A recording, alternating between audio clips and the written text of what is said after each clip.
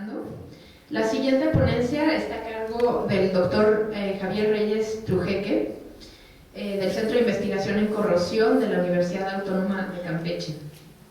Javier Reyes Trujeque es ingeniero bioquímico, doctor en química, especialista en deterioro de materiales pétreos por factores medioambientales. Es profesor investigador actualmente de la Universidad Autónoma de Campeche y destaca su labor de investigación en sitios arqueológicos de la zona maya y monumentos históricos del estado de Campeche, México, y Sevilla, España. Pues le agradecemos mucho la presencia. Gracias. También agradecer la invitación hecha por el comité de este seminario.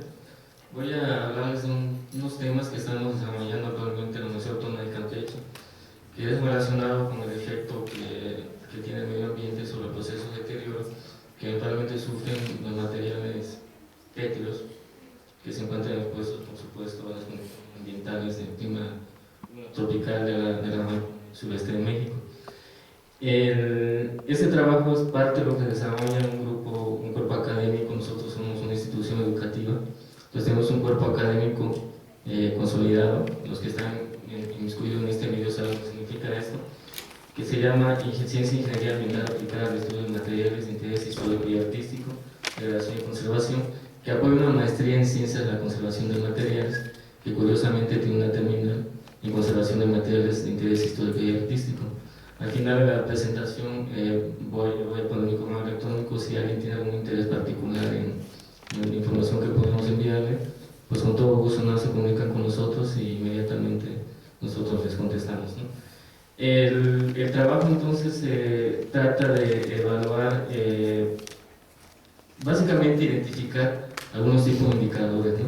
La práctica de hace un momento que expuso Mario fue muy interesante, es un marco ideal para este trabajo, porque este trabajo es una pequeña parte de todo lo que agrupa el trabajo de realización de un diagnóstico sobre edificaciones históricas.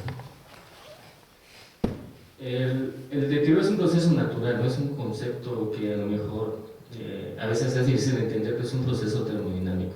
La termodinámica significa solamente una cosa, es un equilibrio, ¿no? Si un material se encuentra en equilibrio químico, simple y sencillamente o no se deteriora, o el proceso de deterioro es tan lento que es poco significativo a lo largo del tiempo. Pero cuando eso no se presenta así, entonces ya tenemos un problema grave, y eso significa entonces un cambio, una tendencia termodinámica a un estado, lo que le llaman de microenergía, que da como consecuencia la iniciación de un proceso de deterioro. En el caso de los materiales pétreos, casi siempre un proceso de deterioro va a implicar una reacción química. La reacción química va a dar lugar a un producto de neoformación que se va a depositar básicamente sobre la superficie del material pétreo. Este producto de neoformación es el principal indicador de un proceso de deterioro. ¿Qué es lo que nosotros estamos proponiendo con esto? Hemos estado intentando desarrollar una metodología que pueda utilizarse de manera sistemática, por lo menos en sitios que tengan condiciones ambientales similares. Es algo que no es nada difícil de hacer, solamente es cuestión de darse cuenta de las ventajas que puede tener esto, ¿no? Entonces, ese deterioro de que va a depender pues, de las propiedades físico-mecánicas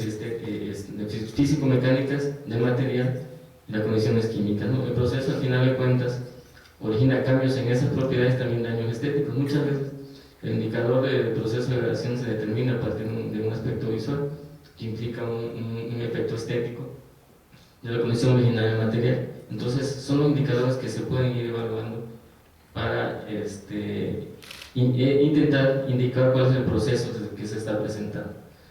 Bueno, hay algunos datos por ahí históricos que más o menos hacen ver que la importancia de la conservación no es algo nuevo, es algo que ya ha estado acompañando a la humanidad a lo largo de la historia. Algunos datos que son muy comunes encontré en la bibliografía, por ejemplo, es este de Heródoto, que él ya mencionaba que las sales que sudaban del suelo podían afectar las pirámides, ¿no? También hizo observaciones sobre el efecto que tenía el viento sobre la superficie de la piedra que construía estas pirámides. Bueno, Roma, por ejemplo, ya se hacía referencia al ensuciamiento que se observaba en las paredes como consecuencia del uso de luminarias de aceite. Obviamente, al utilizar esas luminarias, pues esas luminarias y la combustión del aceite originaba un hollín que se impregnaba en las paredes y originaba unas manchas que eran bastante desagradables en la vista. Ya en 1833 se presta un poco más de atención a la acción que tiene cierto tipo de sales, ¿no? Que en palabra de este investigador imitaban el efecto de numerosos inviernos. ¿Qué significa eso? Simplemente nosotros sabemos que durante los inviernos hay procesos de congelación y cuando el agua penetra a través de la estructura de una piedra o un material pétreo y se congela, pues se expande, y al expandir se origina daños mecánicos, fracturas básicamente, y que dan origen a una serie de procesos que llevan como consecuencia final a la pérdida total de una estructura.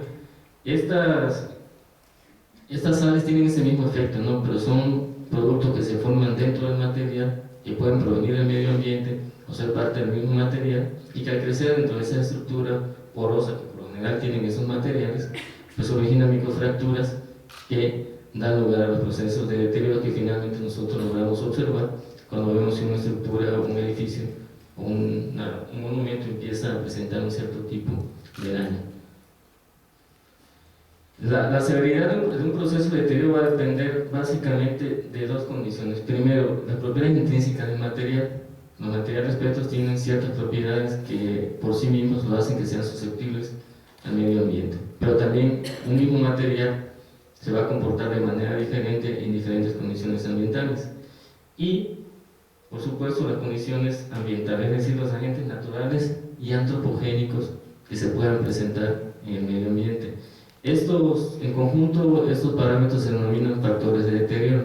Los factores de deterioro pues, son los que nos van a dar pie a identificar los indicadores ambientales que dan lugar a estos fenómenos. Ahí tenemos algunas imágenes, por ejemplo, de una zona arqueológica que se encuentra en el estado de Campeche, y una visión desde uno de los edificios del Centro Histórico de la ciudad de San Francisco de Campeche, que es donde nos vamos a centrar parte de la presentación que tenemos, en comparar una condición relativamente no contaminada en una zona arqueológica y una condición ambiental en una zona que puede tener o no contaminación dependiendo a qué se le denomine contaminación o los niveles que se consideren como contaminantes.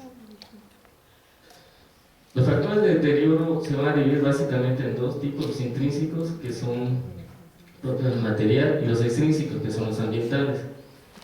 Los más importantes, los que comúnmente se estudian, no solamente para piedras, sino para cualquier tipo de material que pueda tener un derivado pétreo, por ejemplo, incluyendo los concretos modernos, son los siguientes: la mineralogía, es decir, la composición química, la textura, la porosidad, la dureza y la resistencia mecánica. Estos factores, por lo general, los estudios de estos factores se pueden desarrollar sin ningún problema, siguiendo una serie de normas y estándares que existen actualmente y que casi todo el mundo, cuando se dedica a este tipo de estudios, hace uso de ellos, como las normas ISO o las normas ASTM, que son normas que se utilizan para construcción, pero que pueden tener una aplicación directa en el tema de la conservación de materiales pétreos. Del otro lado tenemos a los factores ambientales, que van a ser de dos tipos: los naturales y los antrópicos o antropogénicos, como normalmente les llamamos en México. Entre los naturales vamos a tener el clima y todas las variables climáticas. Las principales variables climáticas son el agua, la lluvia, la temperatura, la humedad relativa, la presión y la radiación solar. Cada uno de ellos va a tener un efecto particular en un proceso de deterioro. También vamos a contar con agentes biológicos. Estos son agentes naturales que siempre se van a encontrar en el medio ambiente y que, cuando las condiciones son propicias, colonizan una estructura y a partir de ahí pueden dar lugar a un proceso de deterioro que puede tener como consecuencia la pérdida también de una estructura. Y también tenemos a los agentes antrópicos, básicamente son gases, partículas, lluvia ácida. Estos tres parámetros están relacionados con la contaminación atmosférica y la actividad humana. Con la actividad humana, pues todos esos factores que estuvieron platicando en la presentación anterior, que hubo muchos casos de ellos, que también de una u otra manera dan pie a que el proceso de deterioro se origine. Abajo tenemos una definición del concepto de sinergia, ¿no? Que es una acción conjunta de varios factores cuyo efecto es mayor al esperado si actuara de manera individual. Todos estos parámetros actúan por lo general de manera sinergética, es decir, la contribución de cada uno de un proceso de deterioro se incrementa, y lo que hace que un mecanismo de degradación se potencie, originando mayores tasas y pérdidas de materiales. Y eso entonces trae como consecuencia que una estructura pueda no durar lo suficiente a lo largo del tiempo y a la larga perderse. Los indicadores de de alteración de material espectro son los que son, digamos, ideales para desarrollar cierto tipo de diagnóstico. Vamos a tener aquellos que son observados a simple vista y que por lo general es el tipo de diagnóstico que prácticamente todos nosotros hacemos, ¿no? Es decir, un edificio, hacer una evaluación preliminar, determinar algunos parámetros ambientales en función de la observación e identificar ciertas patologías de deterioro. Estas patologías de deterioro pues son las que nos van a dar una idea general de qué es lo que está sucediendo en un material. Sin embargo, para poder tener una evaluación concluyente es necesario desarrollar mediciones de aquellos cambios que son medibles a lo largo del tiempo, ¿sí? Esas propiedades entonces permiten en su conjunto realizar estimaciones subjetivas del grado de alteración en cualquier material. Aquí, por ejemplo, en la imagen tenemos dos situaciones de dos edificios diferentes, construidos básicamente con unos materiales, y que en apariencia podría parecer que sí surgen de los mismos procesos de deterioro, ¿no? Pero eso no es nada concluyente. Entonces tenemos nosotros que medir algunas propiedades para poder determinar exactamente cuál es el mecanismo predominante y en todo caso decir qué es lo que está sucediendo en ambos edificios. Los indicadores de alteración que son cambios medibles básicamente son color, dureza, absorción de agua, tensión térmica, conductividad eléctrica, porosidad, densidad, permeabilidad del agua, resistencia a la compresión, adherencia, entre otros. Y aquí le podemos añadir también algunas propiedades químicas o físico-químicas. Esas son propiedades físico-mecánicas básicamente que sí nos dan una idea de cómo se va comportando el material con el paso del tiempo. Los que son observables a simple vista, aquí tenemos algunos ejemplos, y aquí también hago un paréntesis recordando la plática anterior. Nosotros utilizamos básicamente la nomenclatura que utiliza el ICOMOS. Nos parece que es la más adecuada para las condiciones que nosotros estamos encontrando en la edificación del sureste de México. Prácticamente todas estas definiciones que se encuentran en la nomenclatura del ICOMOS coinciden con lo que nosotros observamos en edificios que se encuentran en Campeche. ¿Sí? Entonces, para nosotros es una serie de definiciones que nos resultan adecuadas. Simplemente es observar las definiciones y determinar, mediante la inspección visual, si coincide o no con la descripción que se está haciendo. Nosotros igual estamos intentando hacer un catálogo en Campeche, en el cual estamos básicamente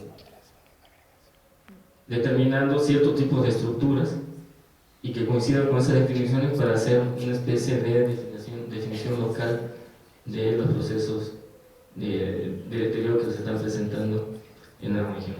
Y creo que también este tipo de nomenclatura se puede aplicar en otras regiones del país. Por ejemplo, hemos trabajado también en Morelia y coincide con lo que nosotros hemos estado observando. Pero nuestro objetivo no es ese, nuestro objetivo es pasar a una parte un poquito, digamos, más complicada, si lo consideramos así, pero que realmente no tiene nada de complicado y que es un tema muy bonito en el tema de la conservación y los estudios de los procesos de deterioro de los materiales, que es los análisis físico-químicos y físico-mecánicos, ¿no? Nosotros lo que normalmente hemos planteado este tipo de metodologías en la cual intentamos reproducir siempre que tenemos una estructura este proceso. Claro, los diferentes tipos de técnicas de caracterización que empleamos van a depender pues, de dos cosas. Primero es un factor económico, ¿no? Porque el empleo de estas técnicas pueden ser caras o la disponibilidad de las técnicas en nuestros laboratorios pueden no ser posibles y la posibilidad de que actuando mediante una interacción con diferentes grupos de investigación en diferentes sistemas de redes de trabajo podamos tener acceso a laboratorios en México y en el extranjero que nos permitan el uso de estas técnicas. Cuando esto es posible, se puede desarrollar un adecuado proceso de caracterización del proceso de deterioro e identificar perfectamente el tipo de factor ambiental que origina un determinado proceso y los mecanismos físico-químicos que se presentan. Y eso entonces también es una información súper valiosa porque nos da una idea real de qué es lo que está pasando. Entonces ya cualquier decisión en temas de conservación ya tiene un fundamento físico-químico, ¿no? Y eso es súper importante para poder tomar una adecuada decisión en el caso de que se decida intervenir en una obra. Las técnicas básicas que se emplean son las técnicas microscópicas, de diferentes tipos de microscopías, las técnicas de análisis molecular y cristalográfica. Por molecular no me refiero a biología molecular, sino técnicas de análisis de compuestos orgánicos que dan información de las estructuras moleculares de los diferentes tipos de compuestos. Las más comunes pues, son las que tenemos aquí: infrarrojo, ultrasonido de Fourier, Raman, difracción de rayos X, Respecto a las técnicas microscópicas, la estereomicroscopía, la microscopía de la luz polarizada y el análisis de secciones transversales que van de la mano, y la microscopía electrónica de rayos y o todas las técnicas de análisis microscópicas que utilizan electrones. También tenemos las técnicas de análisis elemental. Muchas de estas técnicas son de carácter no destructivo, también eso es importante. Comisión de rayos X secundarios que puede acoplar a una microscopía y nos da una información muy valiosa. Fluorescencia de rayos X, emisión de partículas inducidas por protones. Todas estas técnicas que tenemos aquí se encuentran disponibles en el país, en México. Aquí en el Distrito Federal, diferentes grupos, en UNAM y en diferentes instituciones, incluso en la propia coordinación existen algunas de estas técnicas, ¿sí? Y en otras regiones del país también tenemos disponibilidad de algunas de ellas.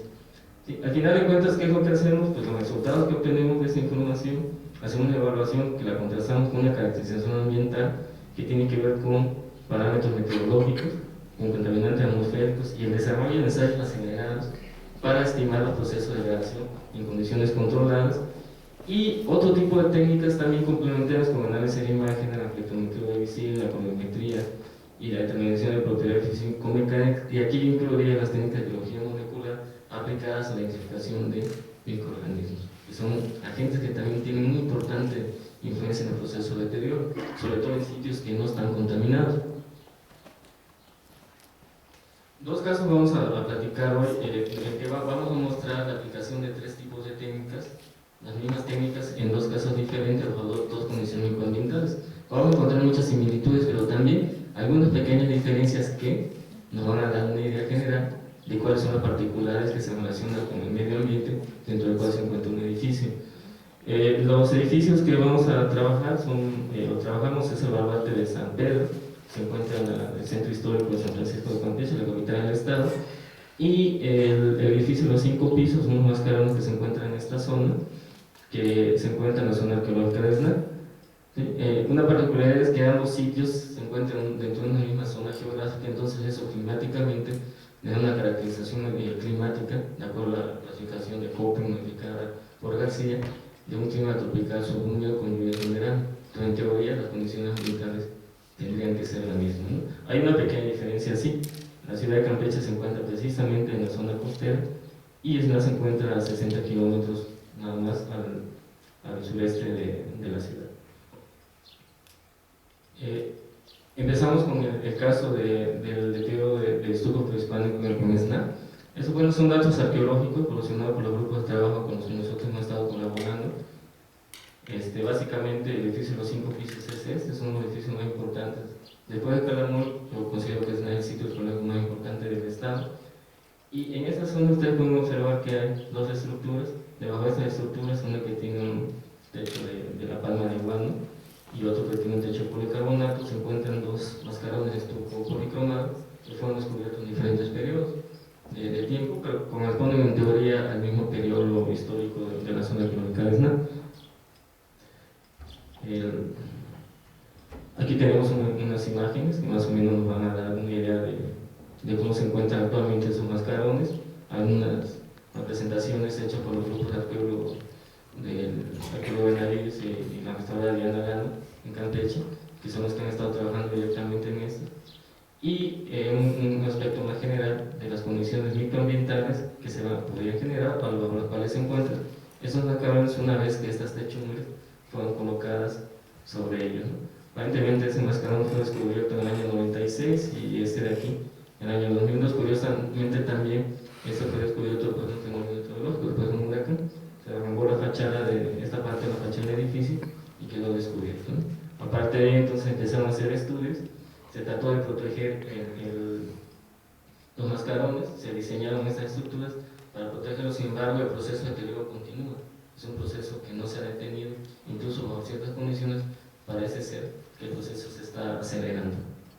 Aquí tenemos ejemplos de los mecanismos de deterioro que pueden observarse. Básicamente, pues estamos hablando de fluorescencia, que son cristalización de sales superficiales, también pueden ser internas, pérdida de fragmentos del material y de pigmentos, actividad biológica que luego coloniza parte de las estructuras y le llena daños, ¿sí? Deposición de excrementos de aves atractibles, erupción por agua y viento, una serie de factores, como ustedes se dan cuenta, son parte de las definiciones que se pueden encontrar de las patologías de deterioro, los edificios históricos, en los catálogos de INICO.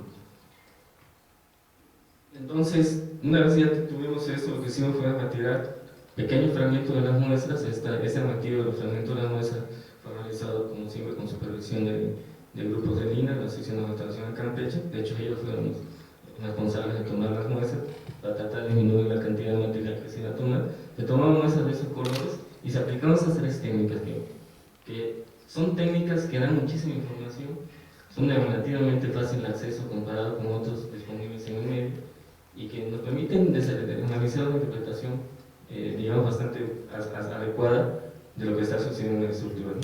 Se hicieron perfiles estratigráficos, se caracterizó la composición elemental y la textura de los materiales, la microestructura con microscopía electrónica de radio, y se hizo un análisis de fases minerales de estos productos que se encontraban sobre el material. El hecho de hacer ese análisis de estos productos es importante porque pues, es una última consecuencia de un proceso de deterioro, ¿no? Y ese es el reflejo real, la memoria histórica, la interacción ambiental de una estructura con los factores ambientales que se encuentran en la atmósfera. También en el sitio se colocaron sensores de humedad relativa y temperatura, eso para tratar de determinar ciertos parámetros ambientales y la relación que hay entre ambos bajo las condiciones que se encuentran debajo de los edificios. Estos sensores se colocaron debajo de las techumbres. En cierta manera tuvimos la oportunidad de medir las diferencias microambientales que se generaban debajo de la estructura de mueble y debajo de la estructura de policarbonato, y eso también nos permitió observar ciertas particularidades en el proceso de deterioro. Aparte, como esto es parte de un proceso de trabajo de caracterización ambiental que desarrolla desde el punto de vista de materiales, se instaló una estación para determinar conocibilidad atmosférica. Aquí lo interesante de estas probetas que tenemos aquí es que también incluimos bronces, que son de carácter histórico, pero eso es ahí no está costando. Detrás de estas estructuras se colocaron unos muestradores pasivos de contaminante atmosférico, básicamente fueron aerosoles marinos, fueron dióxido de azufre y óxido de nitrógeno. Y aquí tenemos un poquitín de los resultados. Estos son resultados que por lo general son comunes, ¿no? Ustedes pueden interpretar o encontrar esta información de manera generalizada en diferentes tipos de estudios de materiales pétreos, pero bueno, el aspecto aquí es que son particulares de la zona arqueológica de Esna. La microestructura, pues tenemos aquí que es bastante similar, es la microscopía electrónica, 200 aumentos, y esta es la estratigrafía. Tengo películas de pigmentos entre 20 y 80 micrómetros, esto es en general, esta capa, para aparecer un pequeño indecido de entre 20 y 200 micrómetros, y una matriz de estuco. Y si ustedes observan esta matriz de estuco, pues presenta ciertos niveles de fracturación, y dentro de las fracturas nosotros observamos una comatación de esas fracturas, incluso algunos poros, que son materiales que están cristalizados dentro del estuco, ¿sí? Y en la superficie D, que en cierta manera es la que tendría que interesarnos en esta ocasión, observamos las sales que se cristalizan sobre el material, ¿no? Que son sales que se forman como consecuencia del proceso de humectación y secado y proceso de disolución y transporte de componentes que pueden ser componentes del mismo material de estuco que fluye hacia el exterior o de todo el material que se deposita y que proviene del medio ambiente, ¿sí? ¿Cuál efecto va a tener eso? Pues bueno, si el material cristaliza en el interior, produce una gran depresión y da lugar a la formación de microgrietas. A partir de una microgrieta ya hay un proceso sistemático de pérdida de materiales, ¿sí? Si cristalizan fuera del estuco, originan eflorescencias, y al originar esas eflorescencias pueden lavarse, pueden desprenderse, pueden fracturarse, y cuando se fracturan, pues tener la capa de pigmento, y con eso entonces nos llevamos una de las características más importantes de estos mascarones. Aquí tenemos la análisis de composición elemental de esos materiales. Fíjense en un detalle aquí importante, que casi todos estos componentes son componentes de origen mineral. Básicamente son elementos que son parte de los materiales que se utilizaban para fabricar los estucos, ¿sí? Los materiales calizos pues relacionan básicamente con el calcio, el oxígeno y el carbono, pues carbonato de calcio, algunas arcillas y feldespatos, sodio, magnesio, aluminio, silicio y potasio, y el yeso que contiene azufre. Una vez que nosotros hicimos el análisis de los contaminantes atmosféricos, encontramos que, bueno, obviamente esperamos que los niveles de contaminación fueran mínimos, y realmente los niveles de azufre se encuentran dentro de parámetros que se consideran poco importantes desde el punto de vista de contaminación, prácticamente no existe. Entonces, el origen de este azufre probablemente es yeso, que se puede incorporar en el material como parte de los materiales que venían de las canteras que se utilizaban para su fabricación. En la zona es común encontrar canteras que contienen yeso, ¿no? Aquí tenemos un poco el pigmento, que también el análisis del pigmento pues ya nos da información de lo que podemos encontrar en el exterior. Y sobre el pigmento encontramos, por ejemplo, cloro y sodio, que son cloro de sodio, que es un agente que se contiene en los soles marinos. ¿Qué fue la diferencia entre el estuco y la capa de pigmento, ¿no? Eso entonces es un indicador de un agente ambiental. Y si ya nosotros somos un poquito más cuidadosos, empezamos a evaluar todos estos aspectos, entonces encontraremos que el cloro y el sodio forman cloro de sodio, que es una sal que se puede disolver, tiene capacidad de penetración, un pequeño radio iónico, puede penetrar también la estructura y cristalizar en el interior y originar fragmentaciones, a nivel microscópico, por supuesto. Aquí, por ejemplo, también tenemos los datos de las condiciones microambientales y nosotros sacamos un parámetro que le llamamos TW, que le llamamos tiempo húmedo, y otro parámetro, TD, que le llamamos tiempo seco. ¿Esto qué significa? Una vez que nosotros hicimos las mediciones debajo de las techumbres, lo que hicimos fue determinar el porcentaje de tiempo en que en teoría se generan condiciones de condensación debajo de cada estructura. ¿Y qué fue lo que observamos? Por ejemplo, que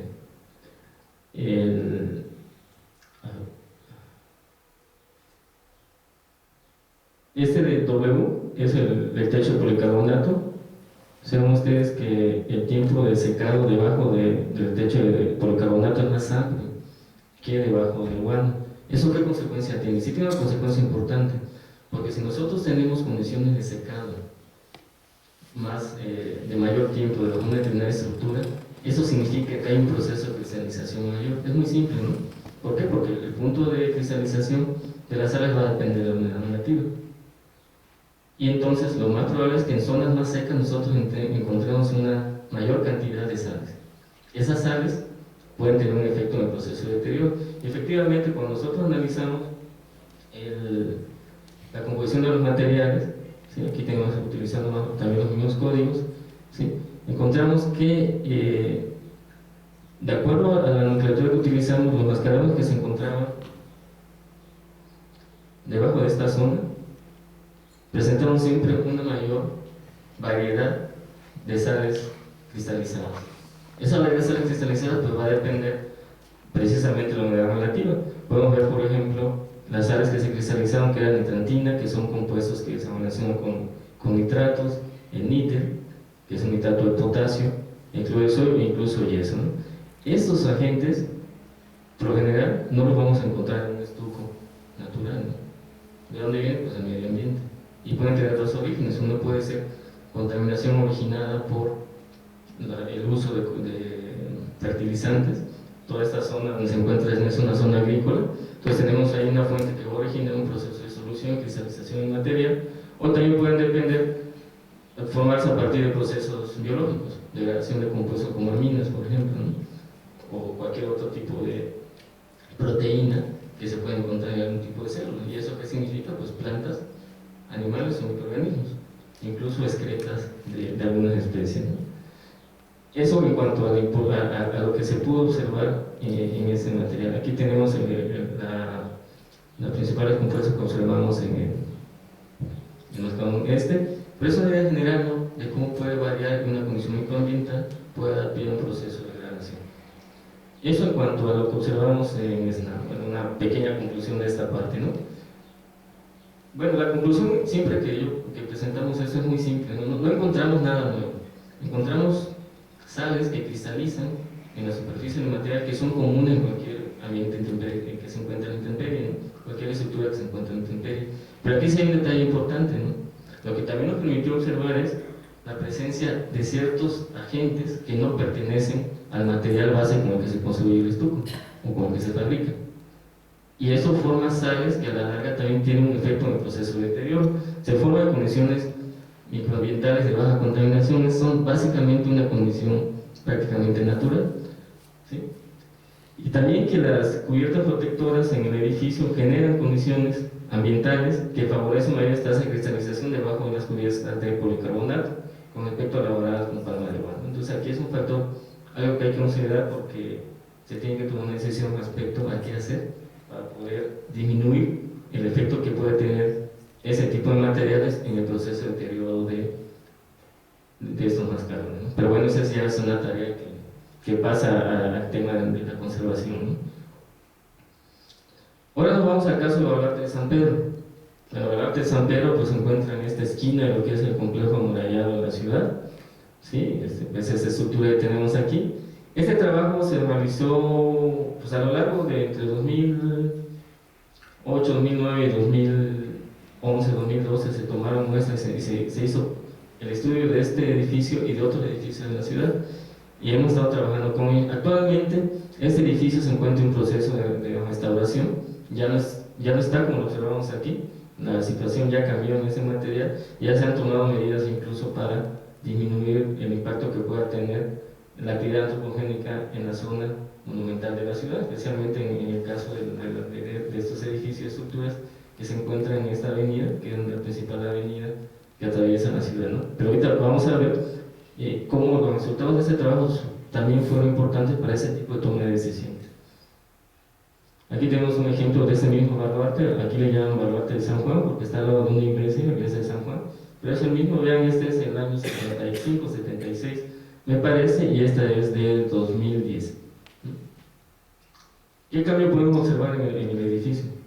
En realidad yo no observo demasiado cambio, las dos imágenes me parecen muy parecidas. ¿Sí? Bueno, vean cómo estaba la ciudad más o menos en aquella época. Este pequeño hexágono que más o menos se logra diferenciar aquí, actualmente se encuentra aquí, ¿sí? Entonces esto habla de un cambio en la condición natural de la ciudad hacia un crecimiento de una ciudad que ya empieza a tomar características urbanas y entonces esperamos ya de que empiece algún proceso de contaminación que va evolucionando y creciendo y que a la larga termine generando impacto en la conservación o el deterioro de los materiales en general, no solamente los materiales pétreos que se encuentran en la ciudad, ¿sí? También es importante observar que este baluarte ya se encuentra formando una especie de glorieta y está rodeada de tráfico de automóviles, incluso antes de los procesos de restauración, en esta zona había paraderos de autobuses. Y en esta zona sí, nosotros logramos encontrar algunas diferencias a lo que nosotros podemos observar de manera general en esto. Las patologías que se encuentran en este edificio son básicamente eso, ¿no? Erosión de piedra, pérdida general de mortero, formación de cadenas, migración, analización de piedra y morteros. Aquí tenemos los muros, es un edificio pentagonal, y cada uno de estos muros, pues vean ustedes que casi todas las patologías son generales y se presentan en ambos. ¿Qué metodología utilizamos? Utilizamos la misma, ¿sí?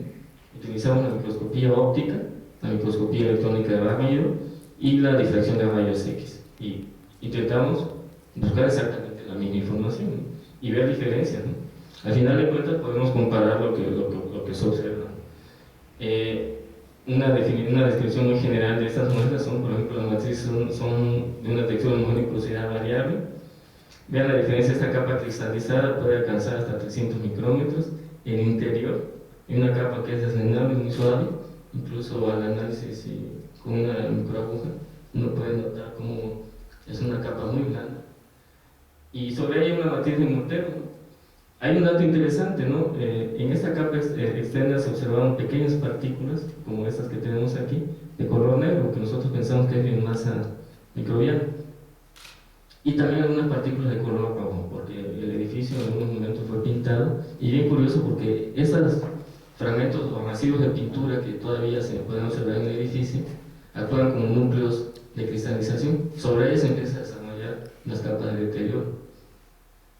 Aquí tenemos unas imágenes al microscopio electrónico, básicamente resaltar aquí el tipo de estructuras que se observan en las matrices de los estucos, ¿sí?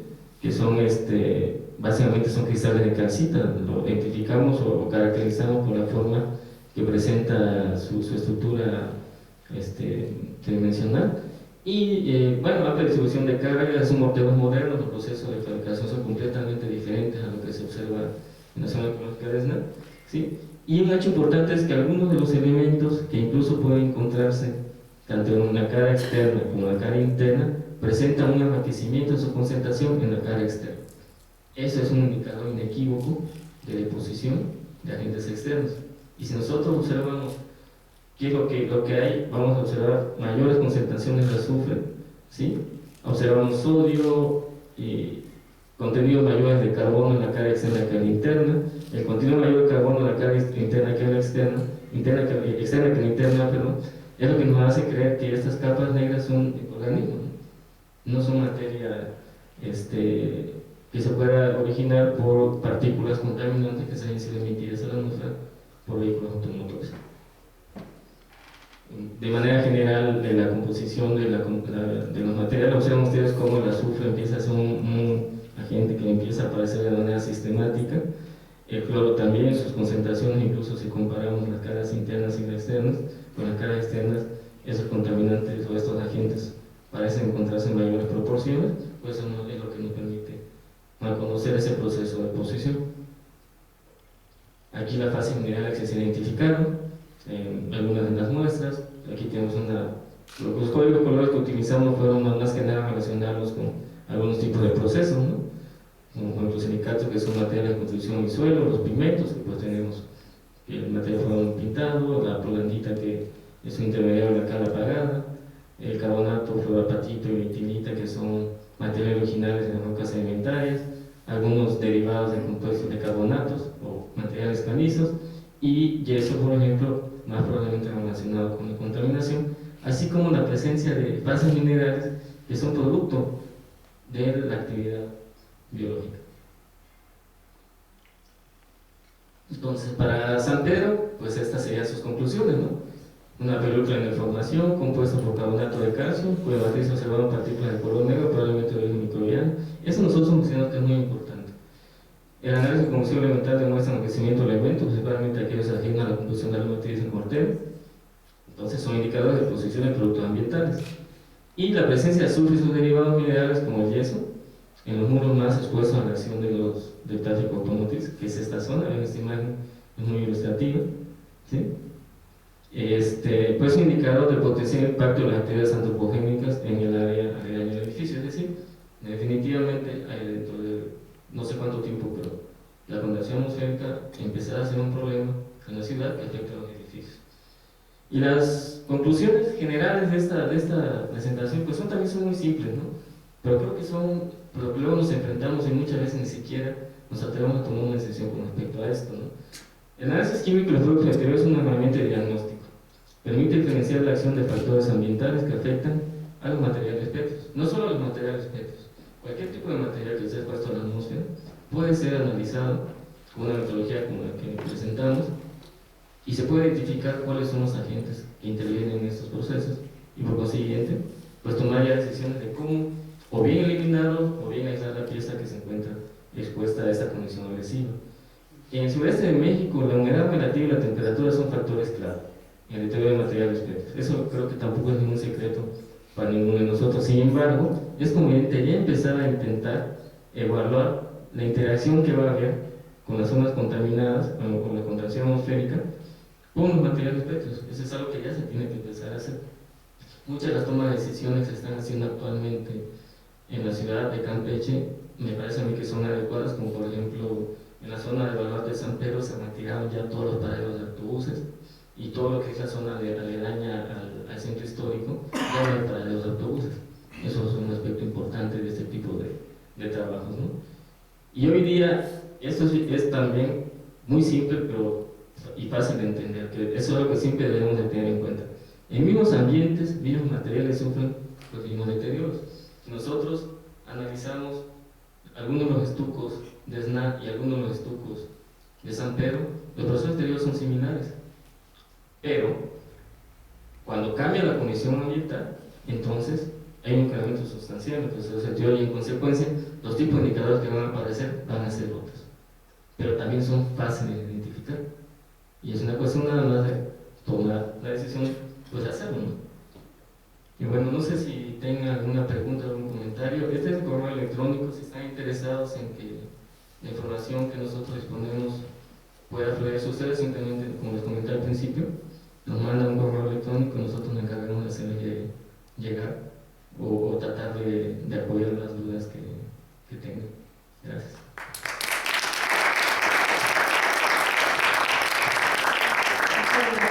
Es muy interesante ver incluso cómo distintos materiales de cubierta pueden afectar al grado de tener incluso distintas fases minerales. Yo la verdad no me lo hubiera imaginado. Yo tengo dos preguntas puntuales, si puedo antes de pasar el micrófono al público. Preguntas analíticas. Yo estuve viendo en mis análisis de morteros, me di cuenta que, por ejemplo, la resina que se usa para incluir a las muestras tiene un alto contenido de azufre y de cloro. ¿Ustedes cómo analizan, digamos, para hacer este análisis y poder concluir que en superficie hay más contenido de azufre y cloro? ¿Las hacen en bruto o qué hacen para concluir eso? Y la segunda tiene que ver con el uso de petrografía. Si ustedes no usan petrografía, porque yo la encuentro como una técnica muy útil, porque a veces el microscopio electrónico, sobre todo las imágenes así pulidas de electrones retrodispersados, pues no se ve nada porque la composición es como que la misma. Entonces no sé si ustedes utilizan petrografía para poder tener más información. Sí. La segunda pregunta, no es fácil. Ahora en su laboratorio instalando un área de petrografía, petrográfico. Estamos intentando también capacitarnos, ¿no?, para formarnos también en esa área. Sí empezamos ya a utilizarla. Esos trabajos, ya comentaba que son de trabajos que se han ido desarrollando en los últimos años y fueron los primeros intentos que hicimos para poder intentar interpretar lo que estaba sucediendo. Entonces sí, estoy contigo, es una herramienta muy importante, nos da muchísima información, aunque también eventualmente, si no le ponemos la petrografía, con la difracción de rayos X salimos al paso. Entonces es una técnica que también puede sustituir en cierta manera el análisis petrográfico. Respecto a la segunda pregunta, sí, lo que nosotros hacemos es que tomamos la muestra en bruto y analizamos la capa, la colocamos así, la capa externa, en el microscopio electrónico, hacemos una serie de 5 o 6 muestras con el microscopio electrónico, luego sacamos esas muestras y las volteamos. Entonces de esa manera analizamos la capa externa. Posteriormente analizamos las estratigrafías y interpretamos también las proporciones de cada especie química que se puede encontrar en los diferentes estratos y de esa manera decidimos si la información de la estratigrafía es adecuada o hacemos un soporte básicamente con la muestra en bruto, pero ya evaluando el comportamiento que va a tener la muestra respecto a la concentración, pues, de la especie de interés. Uno de los comentaba también con él ayer que una de las especies que generalmente aparecen como contaminación son los cloruros, pero los cloruros pueden tener diferentes orígenes. Uno puede ser el agua que se utilice para pulir el material, otro puede ser el uso de las resinas y otro puede ser el medio ambiente. Entonces el análisis de la muestra en bruto nos va a indicar exactamente si hay un material que pueda tener un origen natural o no, o una contaminación del propio proceso de medición. Pero yo pienso que es necesario hacer los dos, siempre tener una referencia de los dos, porque la estratigrafía tiene una información que es mucho más puntual y de zona, ¿no? Entonces, gracias. No sé si haya alguna pregunta o comentario. Sí. Gracias. Quería saber si han trabajado con consolidantes de la piedra para estas situaciones así un poco extremas. no hemos trabajado con consolidantes todavía, es una etapa también del crecimiento propio del grupo a la que incluso ya estamos llegando y es necesario que hagamos, ¿no? Pero sí hemos trabajado un poco probando unos tratamientos como hidrofugantes y este tipo de cosas en piedras y materiales de bancos de materiales que tradicionalmente se cree que eran utilizados para construir los edificios. Básicamente lo que hemos hecho es estudiar el comportamiento, la durabilidad de ciertos tipos de hidrofugantes con ensayo de cristalización de sales o bajo también la acción de la radiación ultravioleta, con luz ultravioleta. Y lo hemos combinado con análisis químicos, pruebas mecánicas y interpretamos entonces el mecanismo, ¿no? Los posibles mecanismos y la vida útil de este tipo de hidrofugantes. ¿Hidrofugantes tradicionales, dijo? Son de usos industriales. Ah, Estamos intentando también utilizar este tipo de material, porque en general en nuestro país no existe un trabajo muy sistematizado. Hay grupos que han hecho algunas cosas, pero nosotros nos estamos dando más a la tarea de los ensayos acelerados, que creemos también que es un tipo de ensayo que son fundamentales para poder evitar incluso en muchos casos llegar a tocar un material. Claro, si yo tengo que identificar una fuente, un banco de materiales y tengo mi estructura in situ y además ese banco de materiales, pues ya tengo una ventaja, ¿no? gracias. Nos vamos retrasados un poquito. No sé si haya una pregunta así muy concisa o ya damos paso a la siguiente presentación. ¿Sí? Bueno, pues agradecemos nuevamente al doctor Javier Reyes.